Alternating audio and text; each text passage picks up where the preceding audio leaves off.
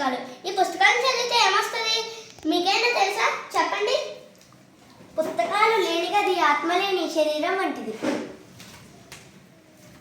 శరీర పోషణ తిండి ఎంత అవసరమో బుద్ధిని వికసింపజేయడానికి పుస్తకాలు చదవడం అంతే అవసరం.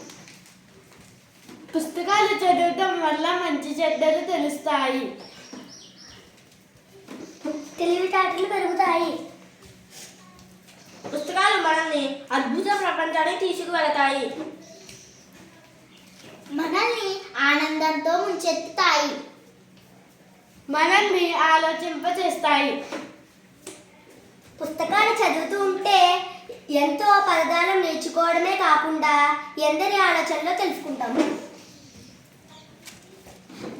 విజ్ఞానం వినోదంతో పాటు ఎలా జీవించాలో పుస్తకాలు మనకు నేర్పుతాయి.